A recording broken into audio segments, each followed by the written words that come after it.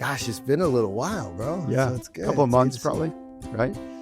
Yeah, I gotta catch you up on stuff. We'll do it on the pod. Okay, but, great. Because there's two types of people that watch the Uncle Seth pod. There's the people who watch it and hate you, and the people who watch it and love it. Those are the two types of people. That's it. They love to hate me and hate to love me. They're like, why do I love him? All right, but we gotta start with the toast. Your mom was decidedly in the hate category. Why was my mom so hard on you? Because she's a mom. She doesn't want her son hanging out with retrobate. Yeah. He used to. I was like, Mom, he's just a regular secular guy. He's not a Hindu. She's like, I don't know about that. I know. You know that they're not monotheistic. I was like, Exactly. Calm down.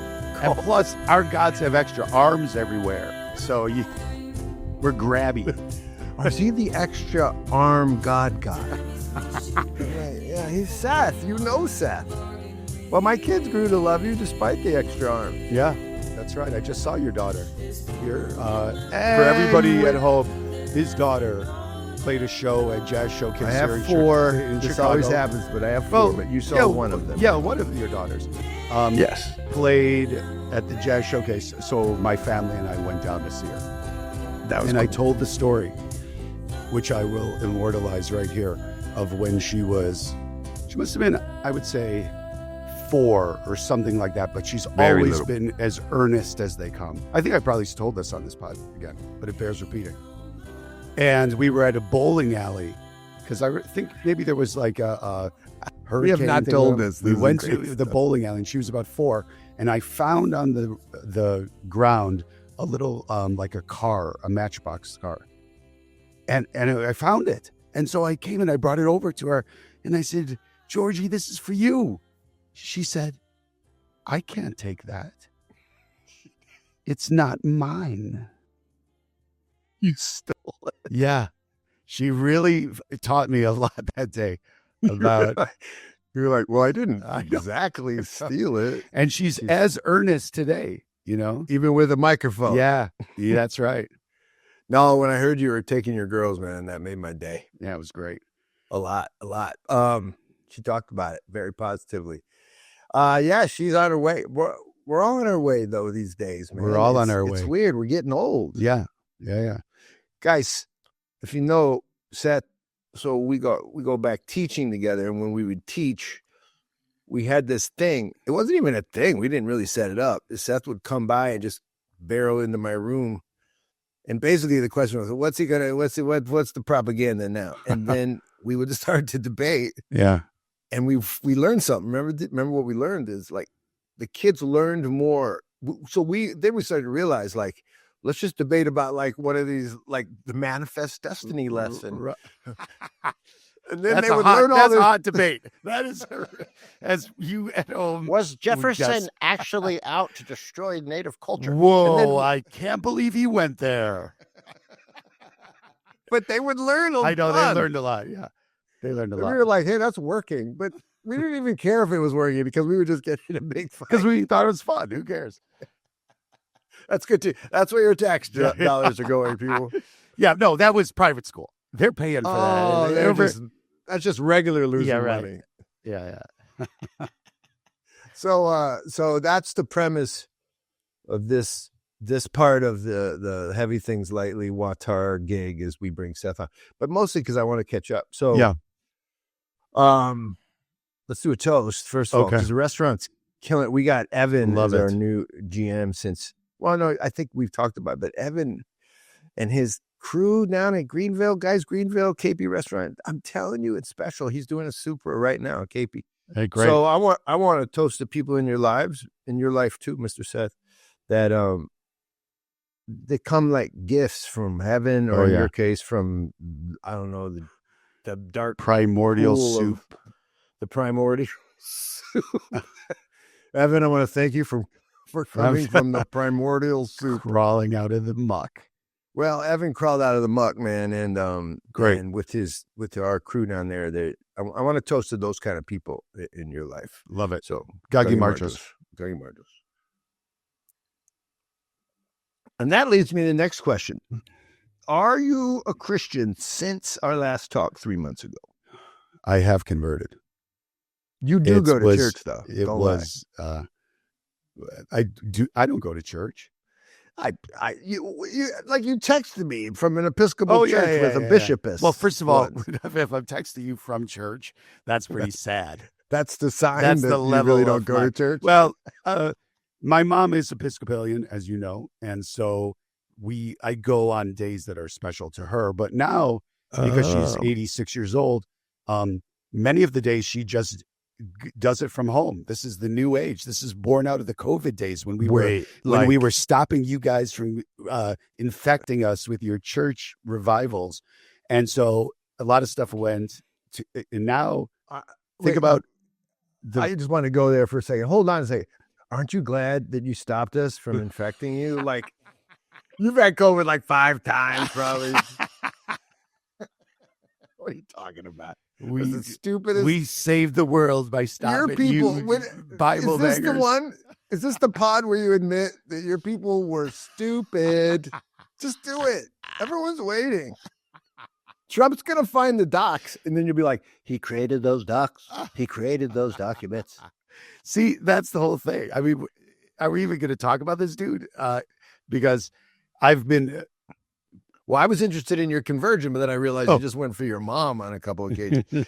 But she's watching it on TV. That's a sore spot with the Orthodox Christians out there. Is that right? Yeah, they don't. I would say 80% think it's a bad idea. Okay, but if you're infirmed, then you're out on participating? You guys do run a tough club. We do run a tough club. Do you want the theology on that? Yeah, I'm going to give it to you. I love the theology on it. The idea there is that the liturgy, the thing that's happening, when you're thinking of church, that's Sunday, but there's lots of other services going on. But that is the liturgy. That is the preparation. That's communion. That's the presentation of the holy things, which is God's body and blood. So the idea that you would do that on video would be odd, because the reason that service is happening is so that you can go and ingest God. So it gets a little weird because you're showing things to people that they can't participate in. So you want to do I see that, but I'm asking more from a practicality standpoint. What happens when your people get old? Well, a lot of the times the priest will bring them communion if they're super infirm. They'll come to the house. But the idea of that service, so there's other services, there's Vespers, but that's not taking place. So you get the junior service. Hit that one up. Okay. But no, the point is you also, it's embodiment, right? You need to be present with other people. Salvation takes place together. So yeah, I'm not against your mom watching it on TV. I'm going to tell her. I'm telling her. I'm going to try to get her to hate you like your mom hates me. By the way, my mom was tough on you. I know, but no, she loves you. You know. Well, she still does. She's with us. You know how it goes. We're remembering her even when we say her name, to Catherine. Yeah, Gagi Marjos.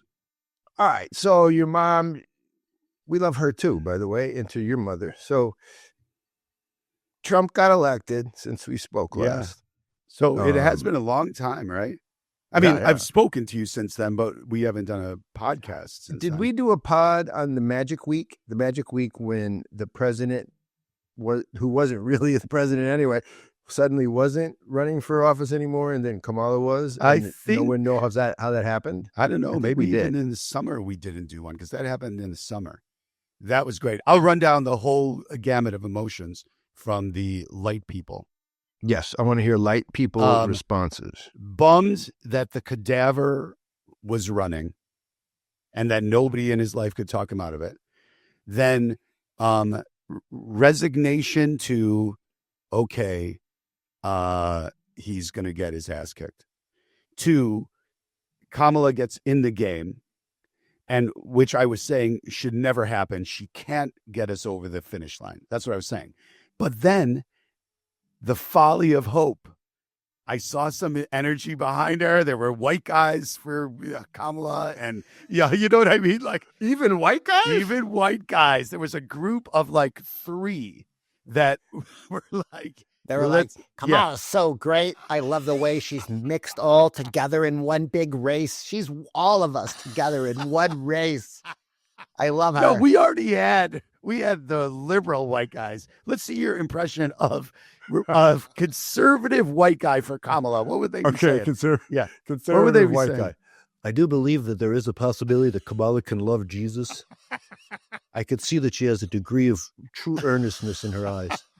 And she's an Indian, but not really. But she's not all black, so we're good. She's only half black, people. So this happened. Yeah. So I got my hopes up, but then, I mean, I knew what was going to happen. What I realized is, and then I really don't want to spend this whole thing talking about it because it's a lot of bandwidth that is so depressing. But I realized a couple things. One, you have to lie to stupid people. That's a universal truth. A universal truth.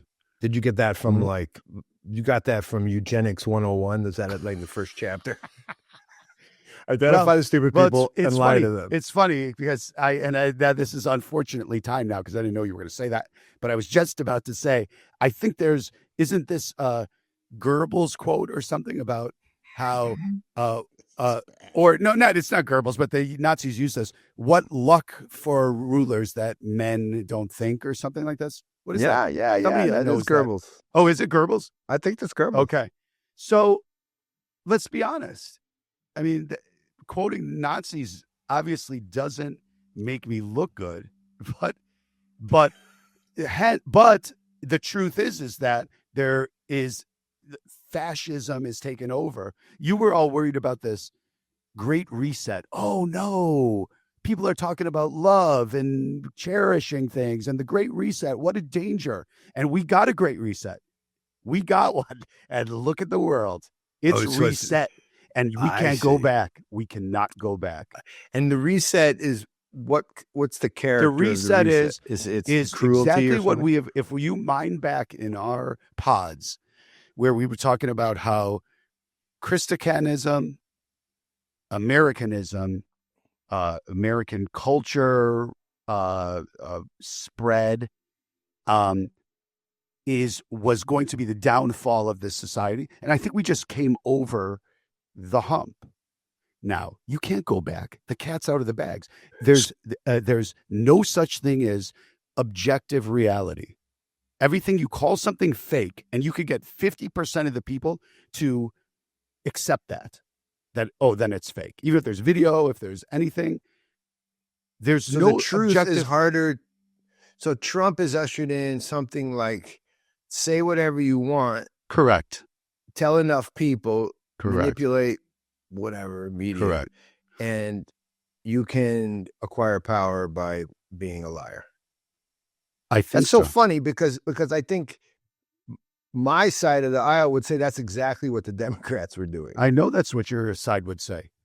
And your side is the ones that are voting for this guy. And this might be my side. And I'm not even be a side. No, and I'm even going to give you a break on this and say, because you always try to lump me in with everybody, and I'm not saying that. I know you're not like the 70 million people that voted for this dude, but it's in a way even worse. You represent people who are Christians voted for this guy. That is the nail in the coffin for religion and what it can do to people. Meaning, I see. So I get it. So Trump managed to be a very un-Christian person who gathered lots of Christian voters. Correct. And you're wondering how that happened. I'm not wondering how it happened. I know how it happened. Oh, how did it happen? That's referred to the aforementioned stupidity. You are talking about a people who want to be told a lie. Okay? It happens to everybody. I'm talking about people like to be told a lie. Humans like to be told a lie. And we see this in confirmation bias. The lie anyway that pleases them. Well, that's what I'm saying. Yeah. And we know this in confirmation bias. So you're going to believe something that confirms what you believe. And so, but I'm telling you, what's going to be written down the line, and for everybody that's listening that voted for Trump, here's what's going to be written about this. This is exciting. Yeah, it is, right? It is. There's going to be a couple of things written. I'll tell you a couple of what. One is going to be, they're going to look back and think what a poor charmer this guy was. You were duped by a thinly veiled idiot, like by a moron. We're going to wake up to the duped moment where like we have duped man regret. No, I don't even think so. Because again, you think that's happened, but we're just not going to wake up. Correct. Again, and that's why I mean it's over the Rubicon by now. It's too late. This society has been reset to a world where now the people, sane people, can't swim against the back up the stream. Sane people here being the world's gone mad. Light people who are reasonable and rational. And people who are devout and Christians, true believers, true believers, and people who are agnostic but believe that there are certain decencies in life, and a group of people who are have seen people that are a kind of a person that you would never want anybody in your life to be associated with. So hold on, can I which I ask believe you a question? If anybody's listening to this podcast, you're that type of person that can see how pathetic this guy is. Or you wouldn't be listening to a podcast like this. I mean, I'm not talking to the one that I'm on. You're listening to the good ones. Yeah, because you're looking for. Well, you saw me. I interviewed Tucker Carlson. We can get into that. Yeah, we Did can. you ever see that clip? I did. Are you even aware of that? I knew it. Got to be aware of that. I told you. I knew it. I didn't watch it though. I'll be honest. No, not out of any kind of spite for Tucker. No, not out of spite for Tucker. I was interviewing a guy. No. I just haven't. I didn't have time to do it. I don't care. I love to watch it. I know you guys were. I know there was. I saw there was chopping it up. Obligatory like 60 minutes vignette of you guys walking and discussing stuff, right? Shooting guns. Is that true? Shooting guns. I hung out, man. I was wanting to know what what the light people reaction was, and all I got from Seth was looks good, and they didn't even watch it. Sorry, I'm gonna watch it like tonight after we get off. I want to know what all the boys in Chicago thought. Oh, guys, shoot. I know what happened is because my blue friends all went silent. Like, oh my God, I can't believe you associated with that guy. Well, another thing, when did this come out? Why do you guys do that? When did you do that?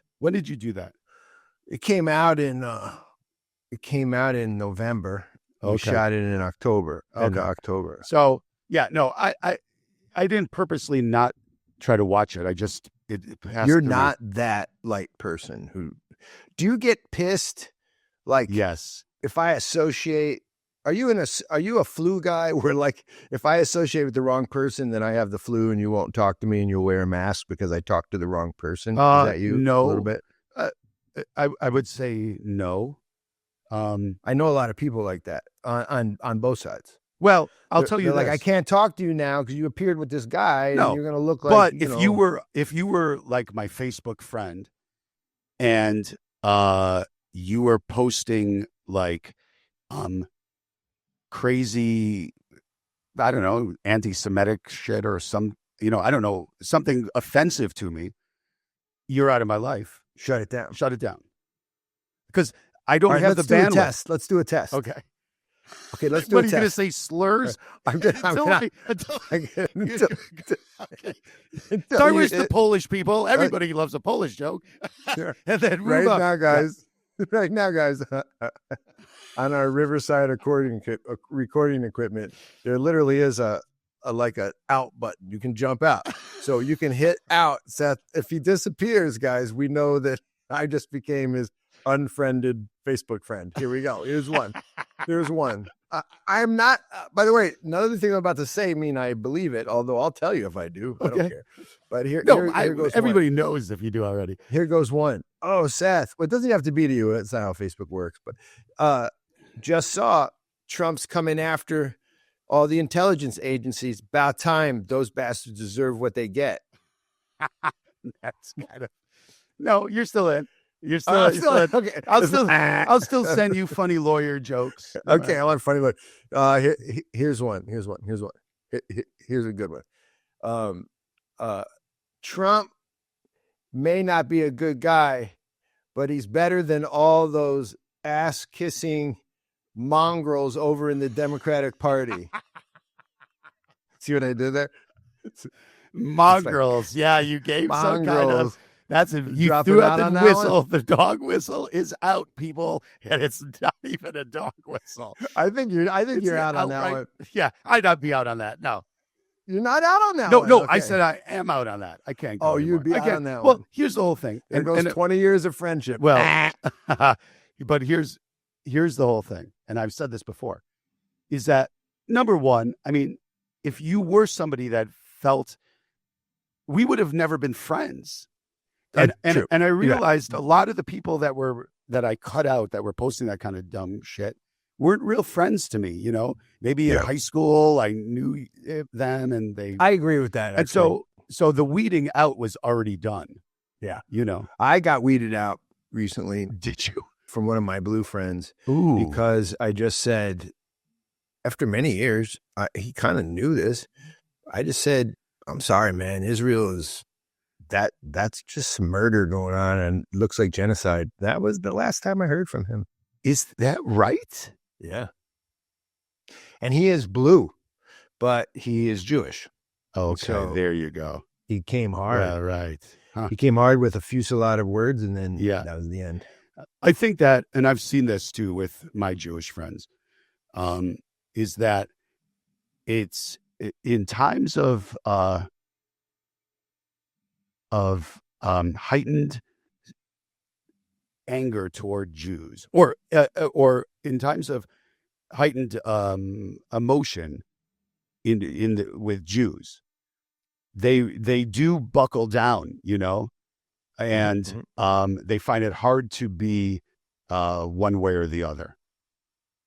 They go home as the Orthodox are weird too. During the Serbian War, way back when we were young, I was in New York City, and I ended up at a couple protests because the Americans were bombing the Serbs, and I had just become Orthodox, and I got, I wouldn't say caught up's the right word, but I got very attenuated to the fate of Orthodox Christians around the world. So I get it. Yeah, I totally get it, but. Yeah. You know, well, when I mean, Putin's doing bad stuff, I don't care that he's Orthodox. You got to go bad stuff. That's bad stuff. Like, you don't get to get off the hook, Putin, because you're an Orthodox Christian. That's stupid. Yeah. And so Netanyahu, come on. No. That's bad stuff, man. Well, I know that. I mean. Oh, you're in on that. Well, here's where I'm at. And I think I said this on a different podcast. I solved the Middle East crisis. And I found out it was a matter of grammar. Now, listen to me. Stay with me on this.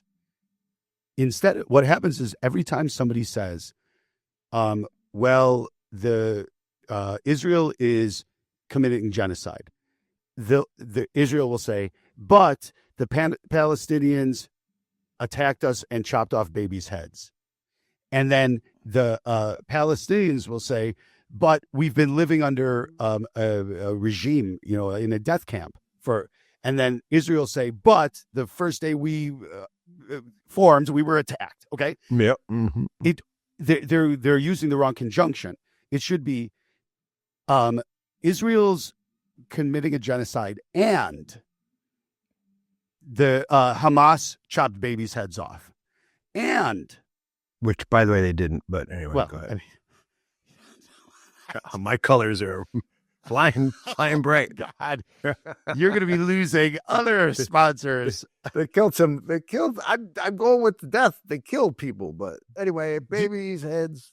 Okay. Well, I mean, at any rate, write me below and leave a comment. No, well, I'm just saying that I I just think it's more complicated than any one sentence. Yeah, I mean, that's the problem. It is, and people can't stay in the zone long enough to figure that stuff out. And I think the leaders of all those folks, including our own leaders, they take advantage of this. Yeah, of course. Yeah. And you know what I've said this before to you, and I think you agree. This is what's weird is when we agree, these things are complicated to agree about, but there's a little sickness. There's a little, a sin virus floating around in America, really since for a long time, but at least since the World War II. It's the greed sin virus. Like it afflicts all of us because most of us actually have what we need. If you just look around, like I rent a little place and I got a kitchen and I made some food and I don't need that much stuff. Yeah. But and so what I'm saying is most of our policies are responses to our greed virus. We've become afflicted with the need for more. And what happens is that gets into our politics. And you just know these defense companies, you just know that they need war and they know they need war and they just like override all the principles of humanity, of Christianity in order to get what they want. Yeah. Because they need and they more. use Christicans to further their aims. And that's why I'm saying Christicans to all of us, just in case they don't know, which is one of my favorite things you've ever invented. And you've invented a lot of funny and cool things in our friendship, but this is my favorite. Well, it's wait a minute. What do you want me to do? What's a Christican? Oh, a Christican is someone it's a unholy fusion of Christian Americanism.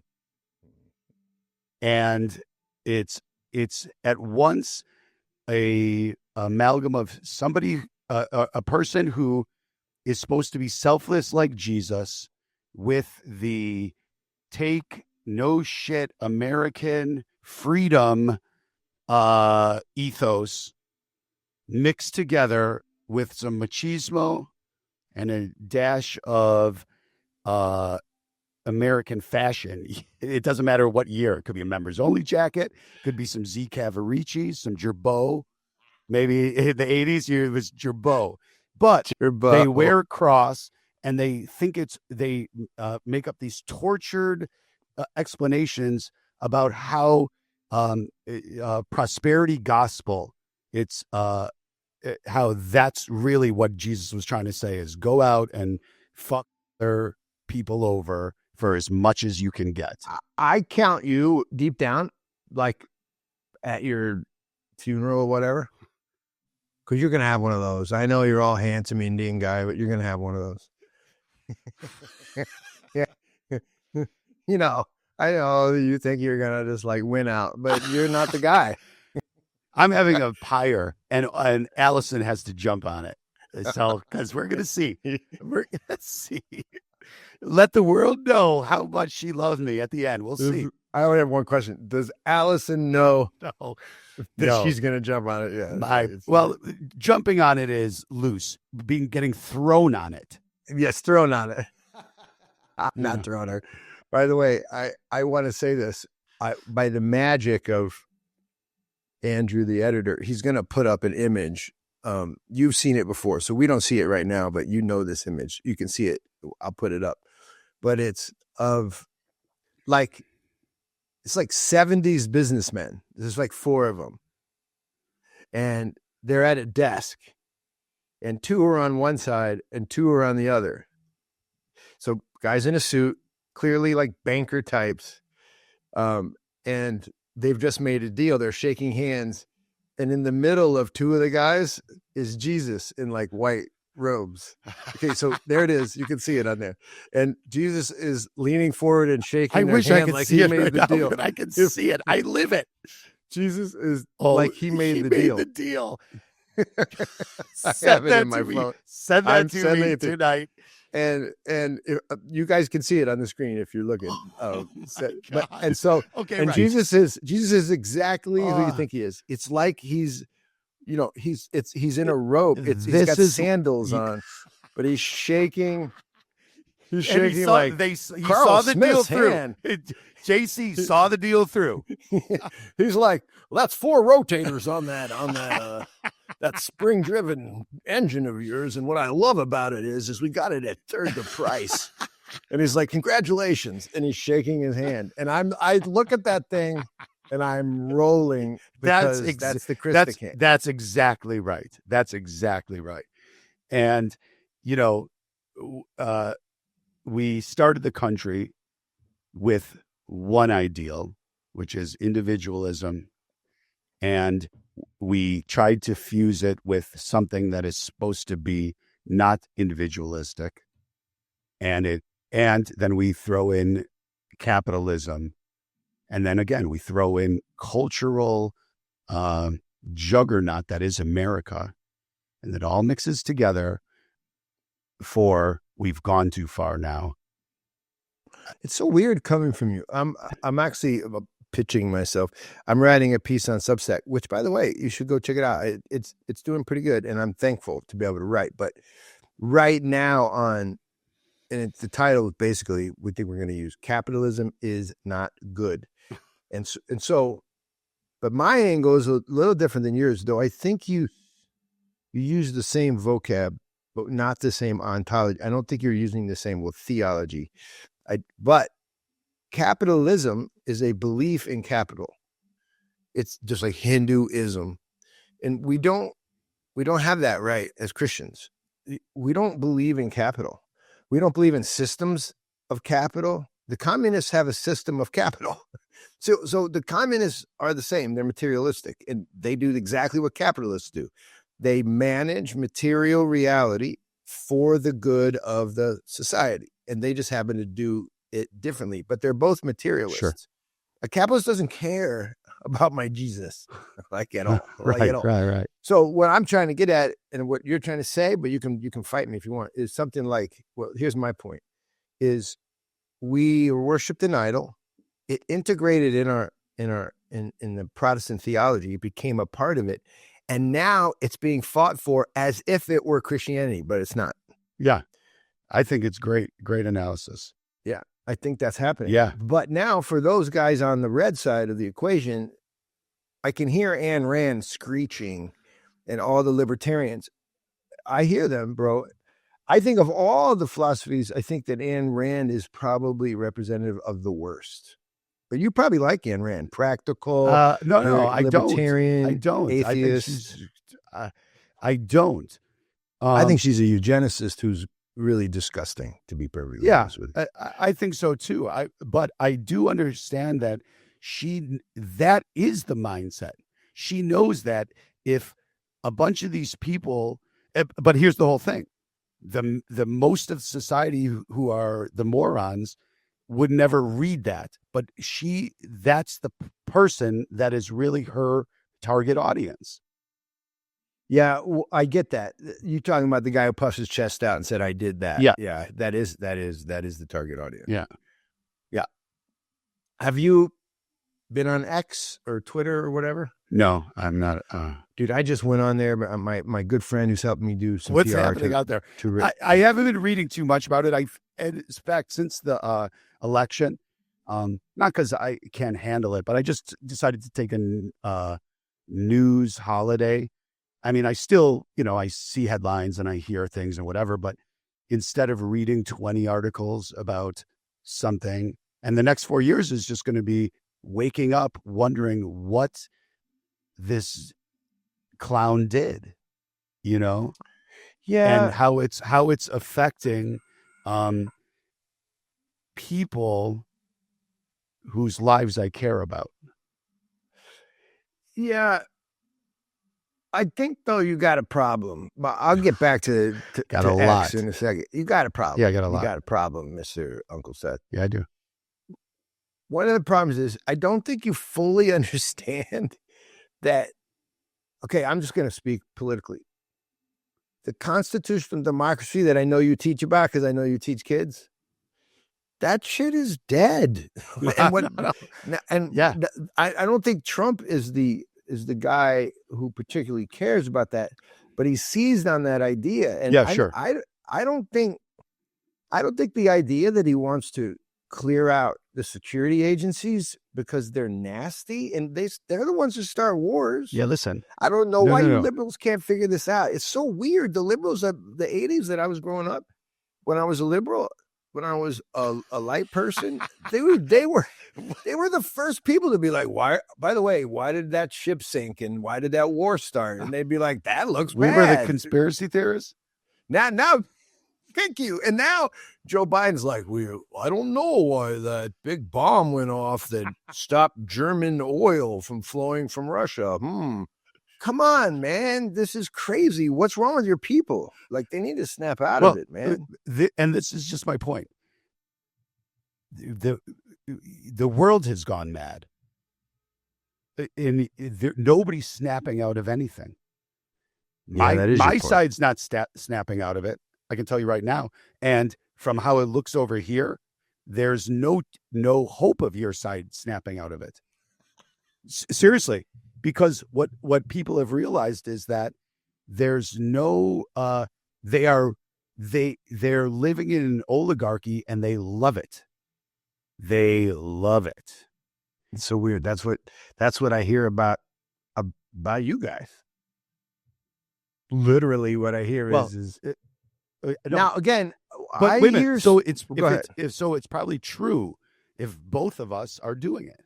Yes. So, what hope long term is there for any of us? Not much. I think we won't live long enough for the real hard stuff. No, I don't think so. But our kids will. There's hard stuff coming. There's hard days are coming.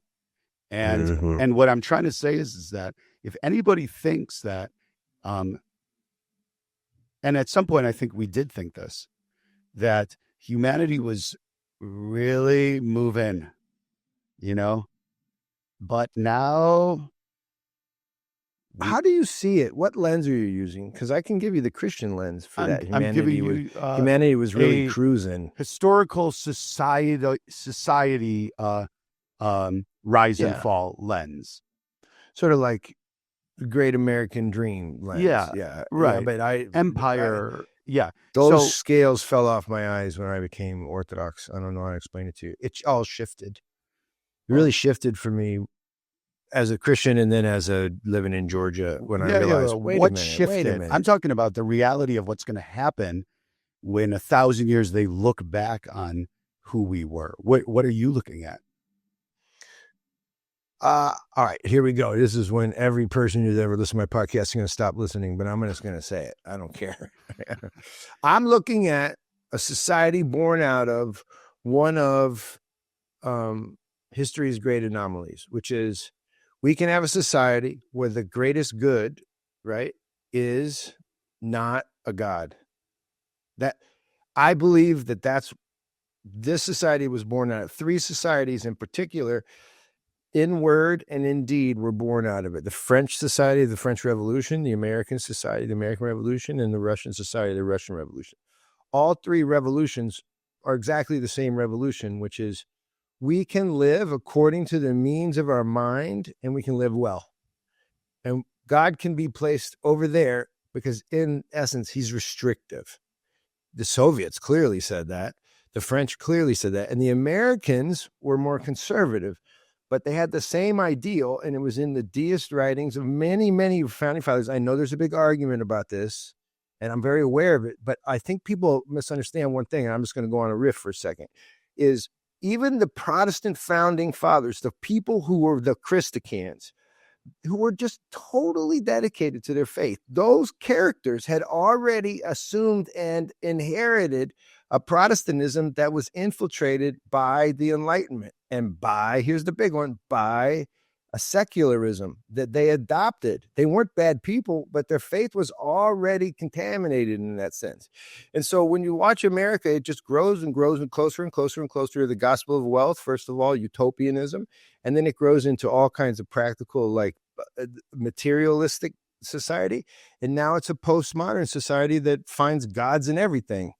And everybody is hurting because they don't have an actual highest good. And so what I'm saying, and I'll finish, is that progression is also what you see in French society and Russian society under the communists. and it can't hold. The Russians go poof, the French are going pulse right now, and the Americans they can't hold because there's no highest good. The Guptas were around for 400 years, bro. They're Indians. They weren't Democrats, but they had a highest good. And so you can't live this way without a highest good, and there isn't one. And so I generally am with you for most of the stuff. Right. It's just the reason for the implosion is different from your perspective, but it's still. So then I always get mad at you because I'm trying to figure out why I feel like you would be the most pissed that your beloved secular America is being stolen from you. Like, I think you'd be really pissed. No, but you're cynical. Because I'm looking at it as from that society historical perspective is that, I guess in this society, this is the level we could get to where there was enlightenment and it fought against itself, admittedly, itself also, but against also other pervading thought, which was, and dare I say it, the natural evolution of the species intellect. I see. So I get it. I get it. You're bemoaning. You're sort of. Do you remember Richard Dawkins? Yeah. As if they're dead. Oh, still yeah. alive. What's his name? Hitchens. Sam Heers. Yeah, the new atheists. Oh, the new ones, yeah. Well, there were the old ones Alex too. O'Connor. You ever listen to Alex O'Connor? He's another guy. You probably like Alex. I love O'Connor, right? Alex O'Connor. Love him. So these characters had. You a probably vision. like Dinesh D'Souza. No, why'd you say that? Yeah, because that's your dude. He's on your team. No, and he's way your too team. red political. No. He's not spiritually deep, that guy. But Alex O'Connor, ironically, is very deep. Yes. But ironically, he can't get over the hump, which is the resurrection. He can't embrace the resurrection. So all of his philosophy flows out of, I don't know. It's your philosophy too. So I had to talk to you. Like, I don't get where your good comes from. This was like frogs out of no, I don't even want to start there again. See, come on, that's there. ridiculous. All right, but hold on. Go back for a second. So what was I saying? I was just trying to say that I forgot now. This is what happens on this show. I'm drinking bourbon, by the way. This is what happens on this show. We don't have to talk about that anymore. All right. Well, I got another one for you. Okay. This is one. Do you light people guys regret going so hard on the gays and the trans stuff? Meaning it turned off, like voting wise? No, What do you mean? like we need more rights for Yeah, but do we regret it in what way? What happened negatively that? Do you regret that whole thing? By the way, we made got people COVID too. What? We got to get the COVID and Building 7 at some point. Okay. But do you What? That do you it think, made people not vote for Democrats? Oh yeah. Do you think that that garbled up trans, like hardcore LGBT? I mean, even Dave Chappelle wonderfully talks about, like, really, guys, this is all we're going to do is talk. Do you regret that you guys went pretty hard on protecting the rights of trans folks to the point of making not very hard to understand what a woman is, something like that? I regret that there are dumb people on my side too who don't know how to craft message for dumb people on your side. They know how to craft the message for the dumb well people. Spoken. What are you drinking tonight? That was clear. Perfect. That was good. Wait, that wasn't convincing. What did I say? I mean, You said dumb people on your side who are bad at crafting a message for dumb people on. yeah, dumb people on my side who are bad at crafting message for dumb people on your side. They're good at crafting messages for dumb people on my side, but not on our side. Are we the smart people? I just want to know, in your world. In my world, yeah, we are smart. I don't like using that word. This always makes me nervous. This is where I know. It's not true, bro. No. Like, this is the Christian thing. I'm saying this, but Aren't I'll tell you one of the dumb people. Go ahead. No, go ahead. Because I don't like. I'm not going to say smart. When I'm saying these people are stupid, I mean what they are is persuadable at a level that I think is ridiculous. They're not cynical. They're not a good atheist like yourself who questions things. They're not a person that can see reality. They've built up these crazy perspectives in their mind because they are just in the same way that somebody who is, I worked in Maywood, a very poor area of Chicago, and these kids thought going to Aurora was traveling the world. And I mean, Aurora is just, not far, and it's not good. But I'm just saying is that people whose experiences are limited won't understand that there's another side. They won't be aware that there's a side. So anybody that attitude actually lost your light people the election. Yeah, of course it did. No, but here's the whole thing. Your right. the sound of your message kept slipping out. Yes, right. People were like, no, that's right. I don't trust those dudes. That's right. And it's the truth. But they just shouldn't have said it. Correct. And that's my people. That's the dumb how many people. I just saw about like 50 people that I know who love just all went, they just cringed and got mad at you. Because you're like, don't say the thing out loud. You are actually demonstrating exactly what the Democrats were doing. Well, okay, keep going. Keep going. I want to hear this. Yeah. So that's the thing though. What my point is this, that if we're at a time in society that by crafting a message, you will convince enough people that would either vote for Trump or vote for Harris, and they're in the middle, and they want the price of eggs down, but their daughter is gay, but they'll go with the eggs. If this is the type of people, that's the fine line of society, whether it goes my way or your way, then we've already lost. We're not going back to 10, 15 points victory on it's it. That's it. All right, I'll be honest. Okay, again, I might get. I just want to disclaim this is a vehicle in order to help people around the world with First Things Foundation. Of course, right? And, of course. And so toward that mission, he brought me on. It's really like, why did I do that? Sorry, guys. None of your light people, they read our website. They're like, it doesn't say God, but it feels goddish.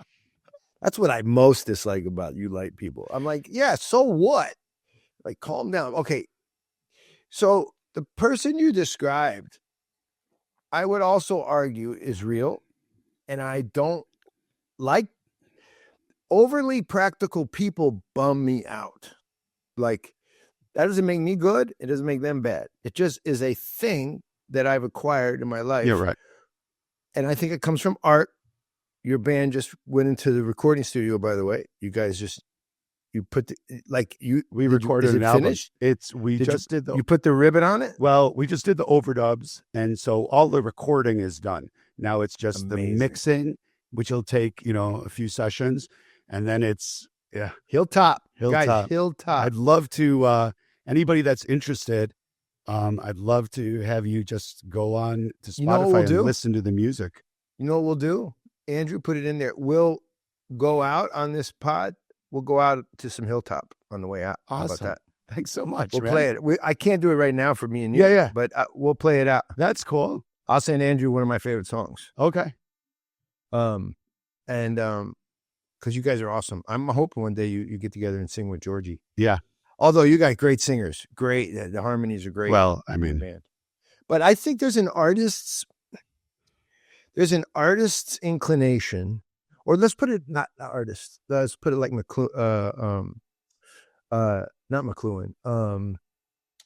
Gosh, I interviewed him. Why can't I remember? He talks about the left brain and the right brain. And I'm forgetting right now. For people who know, And there's the notion that there's parts of us and parcels of us that are both scientifically inclined or mathematically inclined and artistically inclined, or metaphysical and physical, left and right. And so I think that's somewhat true. And you could think Christianity speaks to something like that. But what I want to say is, for the people who are inclined toward icon imagery and art, there's a type of voice that's annoying.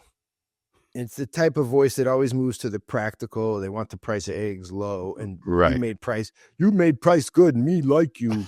And so, right? Like, and they're focused on, Of course. like they cut their lawn a lot. They Of love course. their lawn. Of And course. so I'm not a fan, but I would say this. I think most of humanity lives in a very simple and quite beautiful way, which is, let me see if I can get enough to provide for my family and be, good before God. And I don't think I don't think they respect those people enough. I think probably my people think that that's selfish. Yeah, that's well said too. This is where you and I agree again. I do think to acquire the American dream is to put on a pretty heavy coat of selfishness. Yeah, for sure. It's sort of like how you do it. Yeah. And I've done it too. I'm not saying that I'm, I haven't. I only say this because in the societies where we work, West Africa predominantly, you can't get ahead that way.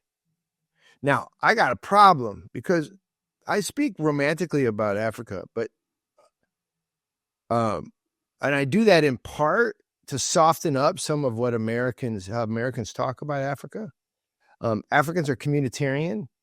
So in general, if you're a son who's really smart and you could go make $1 million, you won't. Or if you do, you'll just give it right back to the village. So I think that's quite beautiful and normal.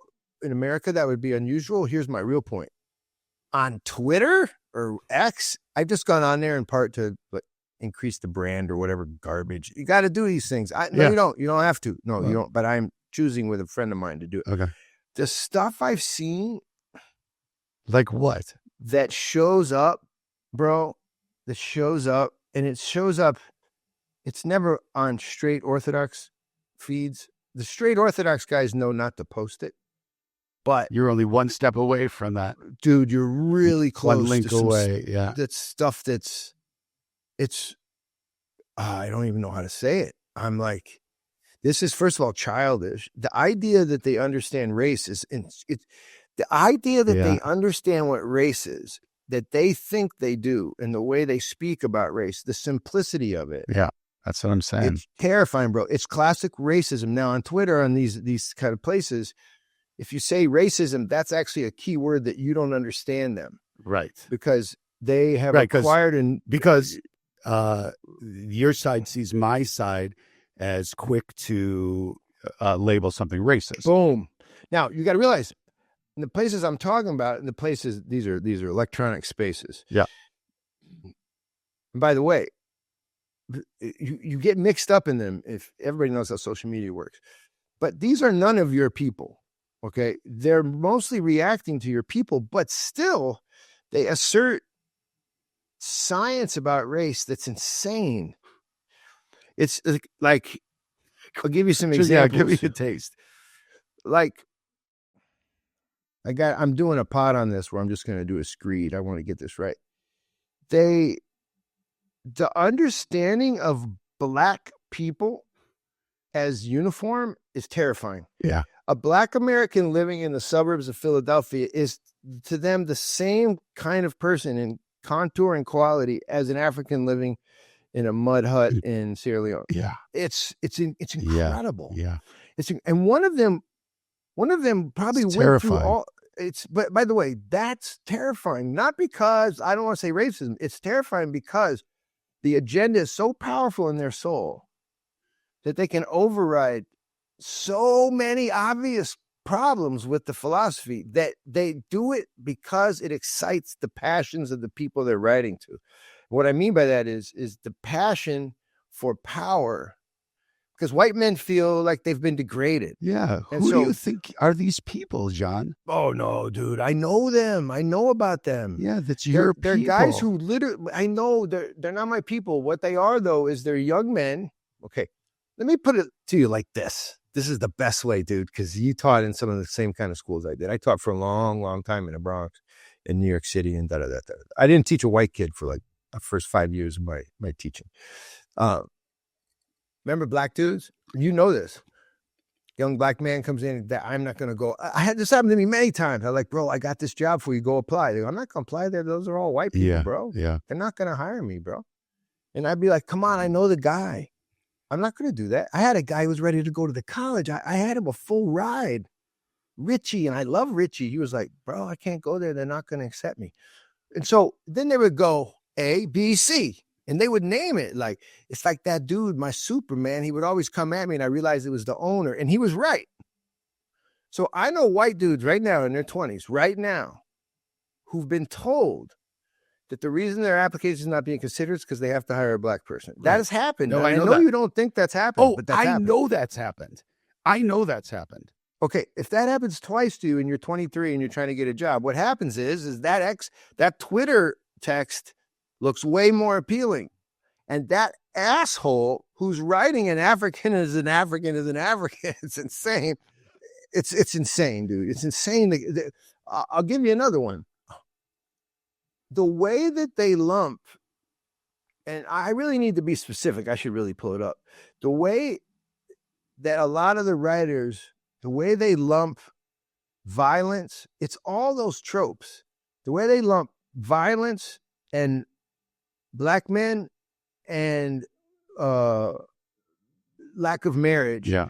The way they do that across all black spheres is insane. Yeah.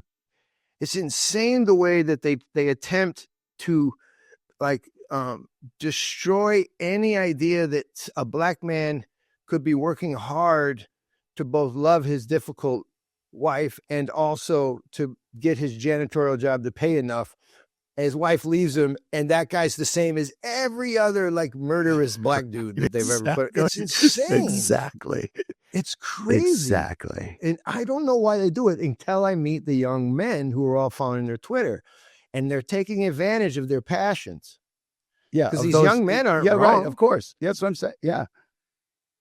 But the problem is why would anybody do that in the first place? And then you start to realize is those people are, but here's what they do. And this is where you're right. They're as far away from Christic value, from resurrection of Christ. They're as far away as you say they are. Yeah. That's the problem. Yeah. That is the problem. It's a problem. Because they claim Christianity, those people. It's crazy to me. And so that's what happens on my side is the people who are aware are looking at this and saying, how can this be? We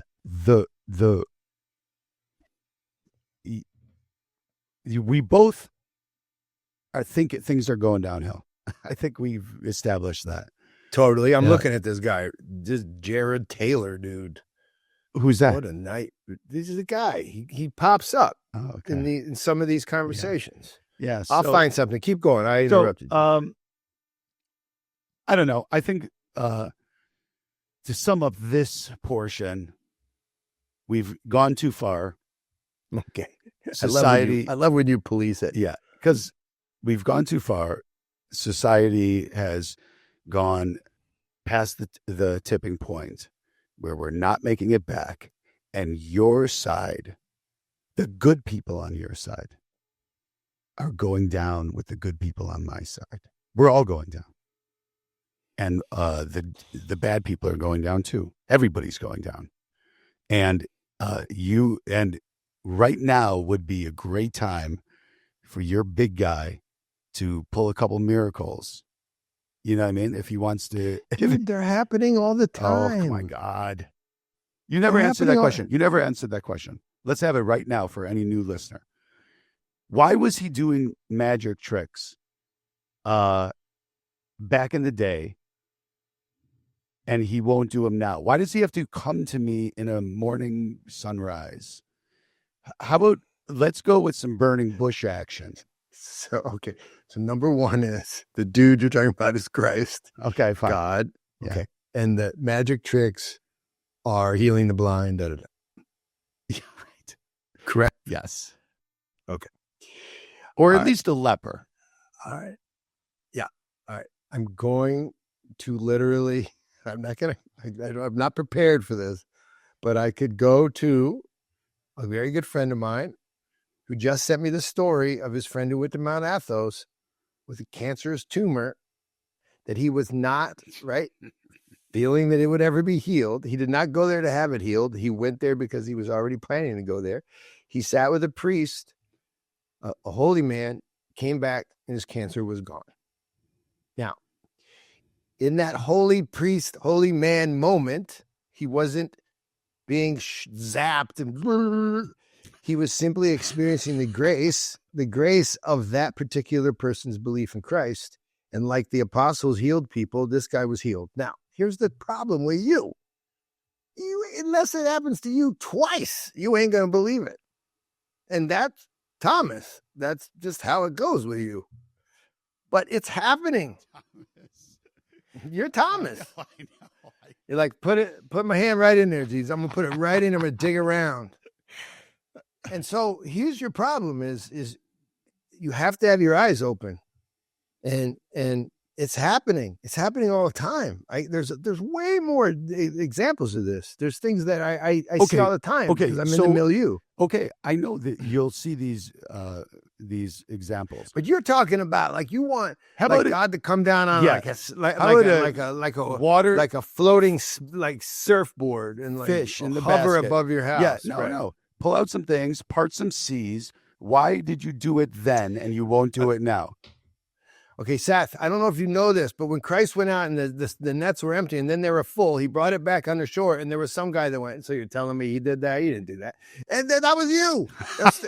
It was already the same. So that level of stuff is happening and I'm just blind to it. It's okay. I'm going to give you another one. Let me put it this way. You're Let me just put it not this way. gonna Let me believe put it it. this It way. doesn't matter. Let me put it this way. 90% of the world is blind to it. And that includes the 50% on your side who claim they're Christians. Well, you're not going to like my answer, but there's a bunch of Christicans who said that the age of miracles came to an end. That's a theology of certain Protestant churches. That the reason you don't see him anymore is because that age is over. Christ no longer does that because that's not the testament that we need to know. And so, in other words, right. the people have already been chosen. The age is over. The age is over because cell phone cameras were invented. It has nothing to do with, the miracles dropped off. I wish my mind worked faster because I see this stuff all the time. Now, here's the problem is, well, I'm not even going to tell you. I was swimming once in West Africa. I thought I was dead. I wasn't dead. I managed to get out of there. So here's what happened is I count that as God's grace. You count that as you swam sideways. Yes. But the reason you count it that way is because your presuppositions. You only will count the material. And if it hasn't been objectified, if it hasn't been studied, you're not going to trust it. I would trust the material of good if it came with the understanding that the bad he's responsible for too. Oh, Jesus saved this baby from the pedophile. He sexually abused and murdered a bunch of these kids, but this guy made it out. Praise Jesus. Give me a break. Give me a break. He gets either saving the kid and he let the pedophile do those other kids go, or he doesn't get either. I got two responses. Can I do them? Yeah. I know what it is. I know what it is. You've told me this before. No. Just remind me if I can forget. The second one is Dostoevsky, but I'll do the first. You one. won't forget that. Just like he doesn't forget Stalin. Gulags will be coming, people. We've made a whole podcast without Stalin coming up. By the way, I got to get there. I almost went there earlier. Listen, bro. When I hear you say that, and I'll try to be philosophical about it, which is good. I won't be personal, but I might get personal with you. Why not? You're my friend. You got a problem. Here's the problem. I say that a lot. Is you have a strong sense that you can see the good, but the good that you're seeing is your own. In other words, just that you have the ability to even call something good did not come from you. Yeah, you guys love this trick. But love dude, this. you did You not sound like that create one dude. The Oh my God. superpower of yours. I know. You love this trick is that the thing that I show that is good, again, exactly right, is not of me. So you'll say how weird. So you actually think? Let me ask you something. You actually think that? Let me ask you something. And I say that proudly. I know. Now that I say it proudly. This is getting to be a Jared Taylor. I say it proudly. These people are disgusting. But I want you to know something. You actually think that your ability to discern good was some sort of chemical reaction that did you activate it? Like, where do you think you got this from? Let's put it this way. Where did it come? Was it culturally divine to you? It was culturally given to you? Exactly. I'll tell you where there's two options here. The fact that I don't walk around murdering kids. Okay. On one hand, it could have come from this just some weird chemical thing that all of a sudden it came to me or whatever. Or Jesus told me, and he's imbued me with this knowledge that this is wrong. Do you think there's a spirit of goodness? Let me put it like that. Explain that better. Do you think that there's a spirit of goodness? So, in other words, you're walking along, there's four of you, and you watch somebody get pushed into a subway. By the way, my daughter, you know those guys that stab people in New York City? Yeah. Guess what happened 2 nights ago?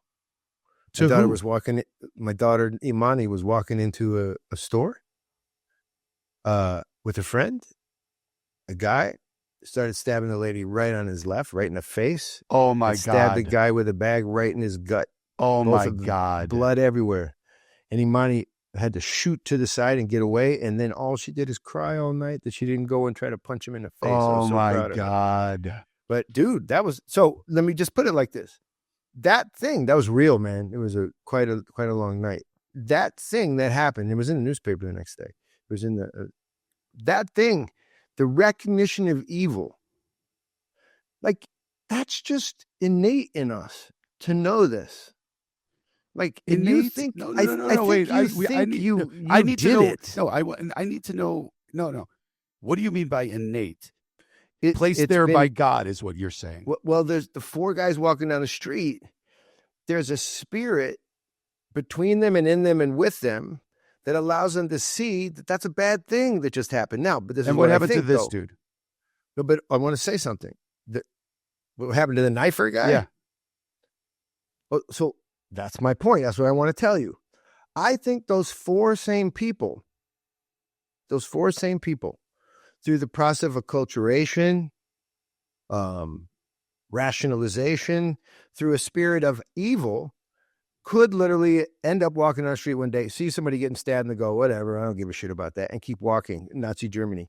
The spirit of evil is like a spirit of good. They exist, they have contour, they're real, and people acquire and imbibe them. But we're born first and foremost with the spirit of good. What's the difference between... But we lose what's the difference between the spirit of that, and I would just say maybe it's more the conditioning of that. You want to write it off to conditioning. The problem with that is why would this subterranean creature out of the muck, why would we be conditioned toward the good? Why aren't we conditioned toward the bad? Because why don't we cheer when that lady got stabbed last night in the face? Because that doesn't we have success in groups probably, and because you have to come in evolutionary theory, yeah. And so bullshit. Why? How is it bullshit? You like this? So in other words, there is a society possibly that when they see, C.S. Lewis argues this, that he says there's no society like this, where they see a baby get thumped in the head with a rock, they go, right on. They've been conditioned in a way that they can't recognize that life is good.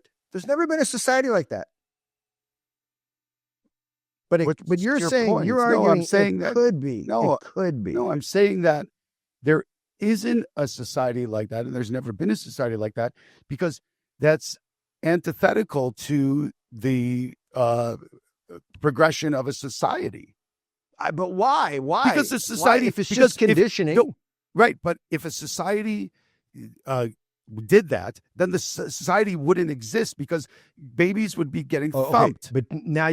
But hold on. Philosophically, you identified a different good now, which is something like survival is a good. Do you think the spirit of survival is the spirit of good? Because then you're going to have to say that a guy who sacrifices his life for the little girl is not doing good. Why? Because survival is not the point of a good person. You know that because you're not like that. I know you. I'm not saying that. Why? But you, in that argument you made, you just said survival of a species or a people is good. Is, I would say, good. What drives us is yes. I would say that's fine. I know, but you wouldn't call it good. You would just say it's randomly, neutrally a thing that happens with life. That's what Richard Dawkins says, and guess what happened? Nobody gives a shit about Richard Dawkins anymore because it's stupid. It's just a stupid concept. No, I get why we call it good. It's something that we call it. It's not really good. It's just that we've all evolved. Eventually, those people, all those new atheists, they, no offense to anybody, they sound stupid. Because that's not the way life is. That's not the way you operate. No, I'd say you have a I would say this. You have an innate compulsion to survive, to live. But then why would I sacrifice myself for somebody else? And then why would it all be called good? I'm saying nobody ever went, that was stupid. I'm not saying necessarily, definitely you have that innate compulsion as an individual, but in a society, we've been conditioned that if there's a grenade and my family is around, I will jump on the grenade. Oh, so that's the conditioning too. Yeah, of course. I know, but now something about the family becomes the good. See, I just don't buy it. Here's what I think you're doing. You're playing evolutionary shell games. This is my next thing for a whole year. I'm going to do one pod after another that evolution is garbage. The worst story ever told. You know the best story ever told? Story of the resurrection. Worst story ever told. The story of evolution. It is a nightmare. It's such a nightmare. It's such a nightmare. It's such a nightmare. Dude, it's such a nightmare. One is it's not provable. Hold on, it's not provable. You cannot prove that the crustaceans, like they morphed in order to survive. You've found a fossil. Congratulations. Prove by evidence in your camp what you guys consider evidence. Is that what it is? You actually think right now, using the scientific method, that there's an evolutionary biologist somewhere that can prove that there was a salamander that crawled out that became... Listen. There's no proof for that. Listen. If that's theories. Yeah, we've got theories, but you can't prove... I got them too. You can't prove anything. What can you prove? Tell me something you can prove. Now you're on to something. The narrative is the truth. What you can prove to be true is that which we live. So here's what I'm trying to tell you. You live a good. There's no way anybody, all my friends would walk into your house and suddenly be like, Seth lives a totally upside down life. I saw him burn his daughter and everyone went, oh, it's a perfect, look at it, it's a tattoo. There's nobody that would walk into your house and not see you living according to a good that looks a lot like my good. And you would go, yeah, it's just because we're all Americans. And then you will say, and then you try to co-opt my good and say, the only reason I have my good is that your good gave it to me. Thanks a lot. That's undoubted. And then all the bad is born out of my making. All the bad is born out of your and mine inattentiveness to the spirit of truth. We love our own truth, and so we live according to our own truth. And that usually gets us a lot of hell. That gets us a lot of hell. That is the truth. But wait a minute. Here's my other definition. Dostoevsky says very clearly, this is another reason why if you know the Grand Inquisitor, they tie up Christ. The Pope in the story ties up Christ. You know this. I told you this before, but you forgot it. I've forgotten it. But it's just like a chapter out of Brothers Karamazov. And basically, Christ is silent during the whole chapter. He doesn't say anything. And the Pope just lectures him. The reason it's the Pope is for very important theological reasons, but primarily because Dostoevsky thinks the Pope has elevated himself above God. And so the Pope's got Jesus tied up. You got it? Yeah. Love the setup. And basically, everyone's gathered around and they're like, wait, that's Jesus. And what's going on?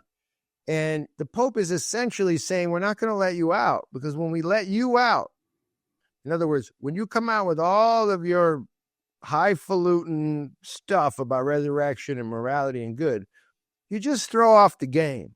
You create problems for all of us, especially all of us in charge, because you create chaos. We have perfect order over here. If you just let us order things according to our rationality, we wouldn't even need you. That's you.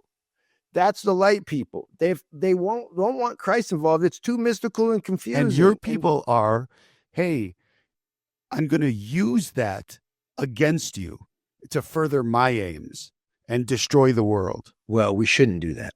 Well, you do. Come on. Maybe. Come That on. has happened. Come on. In other words, a true Christian would not harness the mysticism Correct. to try to make people do what they want them to do. Yeah. I agree with that, actually. What do you think? I think you're on the verge. You can call me after we're finished with the pod and I'll get you a baptism date. Yes. Because you've been in catechism with me for years. Yes. You should be ready to go. I'm ready to go.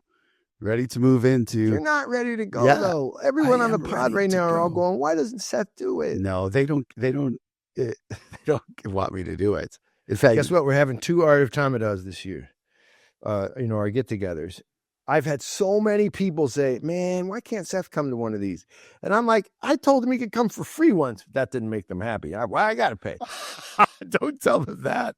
But I said, I told him, I tried to get him Yeah, here. you did try to get me there. And he was like, let's try. When? Then he didn't try. Is there one coming up this year? Yeah, we're going to do one in Greenville. Okay. Looks like toward the end of the summer, and then one in November down in Florida. The one in Florida has been rocking. It's been, dude, even you would have liked it. It's not Jesus-y, although it's filled with the spirit of the Holy Spirit. And because my people have are a going to be good like, time without Johnson. without you giving it credit to Jesus. Dude, You've you've been been around. a fun time. It is. That's why you don't go. I love going to these things. I love But you've talking been about to Jesus. Supras. In fact, in all these supras, there's really never talking about Jesus.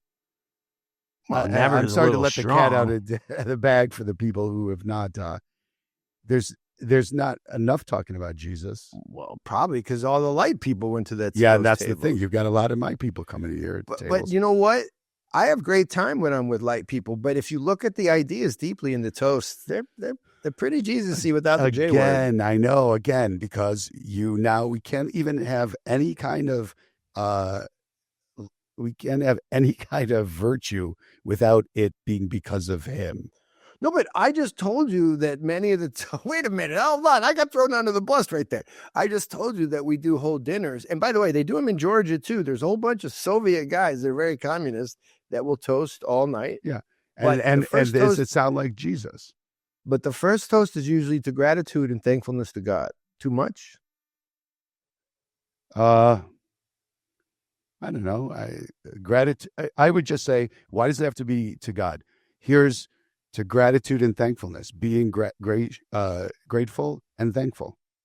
All right, I'm going to ask you a really hard question. It'll end our pod. Okay. If there's no God, why the hell should I be grateful? If we're grateful to whom?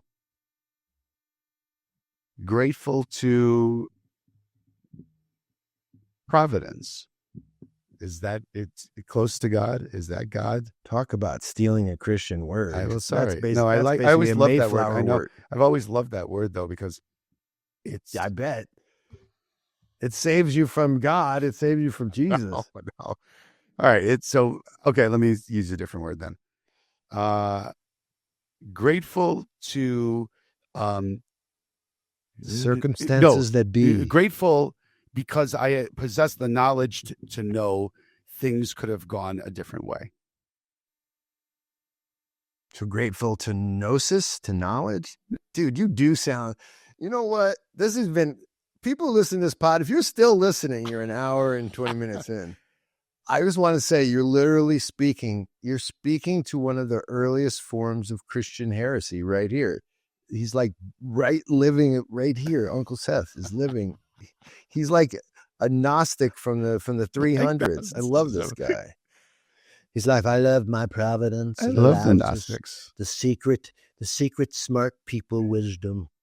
Dude, you're one of those dudes. All right, so what are we gonna do? You're gonna come back in a couple months. Not so long this time. Yeah, let's plan one for I don't know, maybe March. How does that sound? Love it. March Spring. works. Let's talk about the resurrection, right in time for the high holidays. I got something else. We got to do resurrection. Although I think people are going to be like, Seth's not going to, I'm not listening to Seth on that one. But I got this one. Wouldn't. I got this one for you. No, because you're tough. Although you're fair. But check this out. I got invited as a VIP, very important person, to go to ARC, the Alliance for Responsible Citizenship, the Jordan Peterson. Oh my God. The London conference. Oh my God. Dude. He's the arbiter of responsible citizenship. Citizenship. Give me a break. Give me a break. Seth, your problem is you're not psychological enough to understand. Okay. You can't see that this is an answer to the World Economic Forum. Exactly. Oh my God. This is the real smart people answering the real bad people. This is smart. This is the smartest people in the whole world. And I got invited. God. Oh my God. I got invited to the smartest. I got part of the smart people Can conference. you sneak me in somehow? Dude, I'm going to be there. I'm backstage. I'm probably even going to throw a super for these cats. Yes. Get me in. They'll think I'm smart because I'm Indian. Show up with an Indian guy. By the way, no doubt. Show up with an Indian No doubt. They'll be like, who's your friend? I'd really like to. Let's have a little jibber jabber with him. I love, by the way, if I'm going to be a white person according to Jared Taylor, then I want to be I want to be a jibber jabber white guy. Hey, all right. Hey man, I've been looking at your front lawn. A little long these days, buddy. Who loves you, bro? All right, we'll talk about ARC because it's sure to be interesting. All right, let's do that. Thanks for having me. Fun as always. Yeah, we love you. Andrew, thanks for all your work. Andrew, Argentina. For everybody at home, Andrew is the producer. And yes. He, what you heard was the best of what we could do. Yes. It'll be cut down. Yeah, exactly. Cut down. Right. The other stuff was worse than this. Hey, and greet your family. Send me that picture with Jesus closing the deal. Oh, we're putting it up right now, and we're playing Hilltop out to that picture. Guys, as you listen now, Hilltop is playing, and the picture of Business Jesus is on the screen. Bye, everybody who loves you. And cut. Dude, you gotta watch that at the end. I am watching this. I never watch these. I'm watching this and I'm sending it to my band.